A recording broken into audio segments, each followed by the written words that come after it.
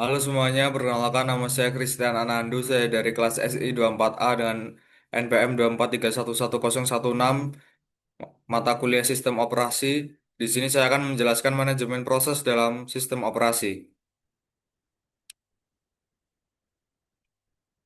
Pengantar manajemen proses. Sistem operasi OS bertanggung jawab mengelola semua proses yang berjalan di komputer. Setiap program yang dijalankan adalah sebuah proses yang memerlukan alokasi sumber daya seperti CPU, memori, dan file. Apa itu proses? Program yang sedang dieksekusi memiliki state dan konteks, membutuhkan resource CPU, RAM, peran OS, alokasi dan dealokasi resource, pengaturan jadwal proses, koordinasi antar proses. Siklus hidup proses. Setiap proses melewati 5 tahap utama dari pembuatan hingga penghentian. Pemahaman siklus ini penting untuk mengoptimalkan kinerja sistem dan manajemen resource yang efisien. Step pertama,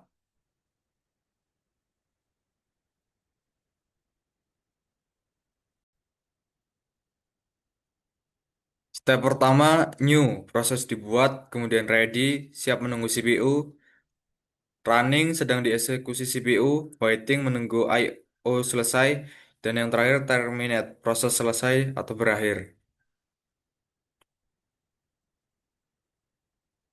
Proses control block, PCB. PCB adalah struktur data yang menyimpan semua informasi tentang proses. OS menggunakan PCB untuk mengelola dan melacak setiap proses yang ada dalam sistem. Identitas proses, proses ID, parent PID, user ID, state and priority, status proses, tingkat prioritas, memori info, alamat memori, ukuran pointer, register dan konteks, CPU register, program counter. Penjadwalan proses scheduling. Penjadwalan adalah proses menentukan urutan eksekusi proses pada CPU. Tujuannya adalah memaksimalkan penggunaan CPU, meminimalkan waktu tunggu, dan memberikan respon yang adil kepada semua proses. Tujuan penjadwalan, efisiensi CPU maksimal, turnaround time minimal, waiting time rendah, respon time cepat. Metrik kinerja, CPU utilization, throughput tinggi, fairness, keadilan, interactive responsiveness. Jenis-jenis penjadwalan proses. FCFS, First Come First Served. Proses dijalankan sesuai urutan kedatangan, sederhana namun tidak optimal untuk proses dengan durasi lama. SJV, Shortest Job First. Proses terpendek dijalankan lebih dulu, mengurangi waiting time rata-rata tetapi dapat menunda proses panjang. Priority Scheduling.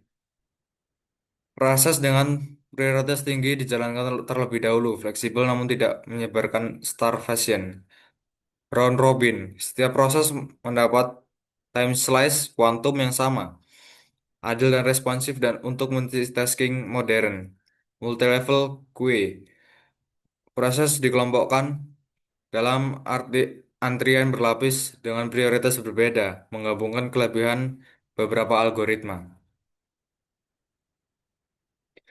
Multithreading versus multiprocessing.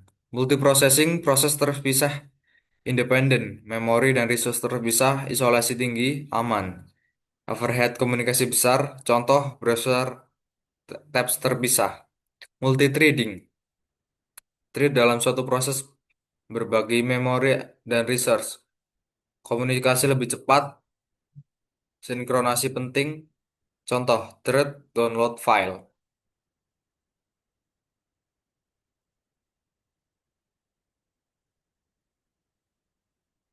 Sinkronasi dan proses deadlock. Sinkronasi dan proses deadlock. Ketika multiply proses mengakses resource bersama, diperlukan mekanisme sinkronasi untuk menjaga rest condition dan deadlock yang merugikan kinerja sistem. Mutex and semapur. Mekanisme locking untuk sinkronasi akses research. Deadlock, kondisi impas saat proses saling menunggu research. Pencegahan, allocation grab, banker algorithm, research ordering. Manajemen proses di sistem operasi. Windows menggunakan scheduling dinamis dengan prioritas multilevel. Text Manager menampilkan proses aktif dan resource usage real time. Linux. Kernel menggunakan CFS. Completely Fair Scheduler untuk alokasi CPU yang adil. Perintah PS, top, dan htop untuk monitoring. Android menggunakan Linux kernel dengan optimasi untuk perangkat mobile. Memori manajemen agresif untuk menghemat baterai dan RAM. Kesimpulan, manajemen proses adalah fondasi kinerja sistem operasi modern dengan penjadwalan optimal, sinkronasi efektif, dan alokasi resource yang bijak. OS dapat memberikan pengalaman penggunaan yang responsif dan efisien untuk menjalankan aplikasi secara bersamaan. Efisiensi, memaksimalkan penggunaan CPU dan resource system. Responsivitas, sistem tetap responsif untuk interaksi pengguna. Keadilan, setiap proses mendapat akses CPU secara adil. Stabilitas, dan mencegah crash dan deadlock sistem. Mungkin itu saja yang bisa saya sampaikan pada video kali ini, dan see you in the next video.